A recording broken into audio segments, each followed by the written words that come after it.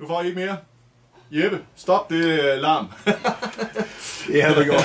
Okay, det har du gjort. Det var ikke larm, det var fantastisk. Jeg synes, det var sgu godt mixet. Jeg håber, I nød det. Jeg kan fortælle dig, at der er ikke kommet en eneste negativitet over din optræden her. Tværtimod, så tror jeg sjældent, der er kommet så mange sms'er under Megamix, som det gjorde i dag. Sådan. Det er helt imponerende, så det kan du godt tage som cadeau til, at det var folk svært tilfreds med. Jeg synes også, at taget betragtning af, som sagt, vi havde jo også annonceret, det er et live Megamix. Hvor meget mere end det der kan man forvente? Ikke ret meget mere, tror jeg. Det er næsten 20 numre på en lille halv time, ja. Det synes jeg også er helt okay. Ja. Det er sgu godt gået. Det er ikke de 100, som hvor lang tid forberedelse har du brugt, Jeppe, på at sætte det her sammen? Jeg har sgu nok brugt en 7 timer, tror jeg snart. Det har man alligevel, bare. Ja.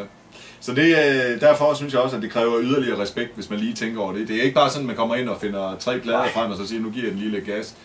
Man skal også forberede sig. Hvis man vil være seriøs DJ og sådan noget der, så gør man også et stykke arbejde omkring det her. Lige præcis. Går du meget op i det? Altså, interesserer du dig?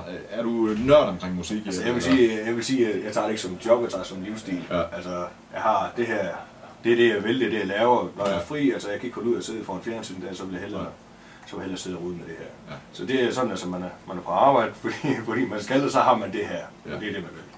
Ja, jamen, jeg kender godt jeg kender livsstilen der lige. Det er en fantastisk livsstil, altså hvis man gider det selvfølgelig, vel og mærket.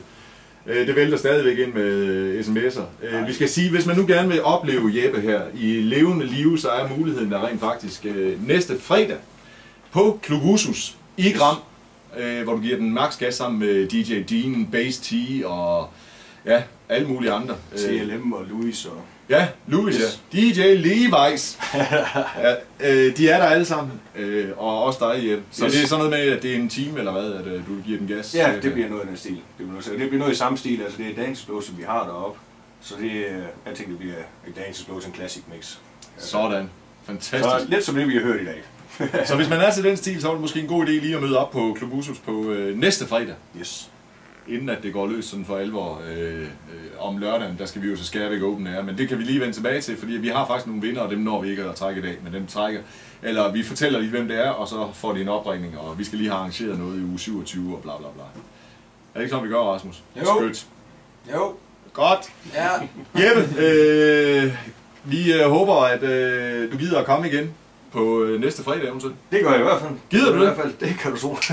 Så kan I godt sidde og klappe lidt i jeres små fede hænder derude, så kommer Jeppe næste fredag, og det gør han så helt specielt, fordi at han om aftenen også optræder på Klub Usus. Men nu kender I lidt til stilen dagen, der har foreslået, at du ikke bare skal være vores nye Megamix-prædikant. Det koncept har vi endnu ikke haft, men det kan være, at vi skal overveje det, og vi kan også være, at vi kan logge Jeppe til på et tidspunkt og lave nogle lørdagsmix til os. Det kan du tro. Super, Jeppe, du bliver en ny mand i huset. Du er min nye bedste ven. Toyota i Ribe har også lige skrevet, at vi vil have mere. Det får I ikke i dag, men glæd jer. Klap i jeres hænder. Næste fredag dukker Jeppe op endnu en gang så, og giver lige sådan lidt over en halv times mix. Yes. Sådan. Rasmus, vi siger tak til Jeppe. Jeppe, det var så skide hyggeligt. Vi glæder os til næste fredag. Tak fordi du kom. Vi giver os nogle klaps af det. Det synes jeg, det fortjener det.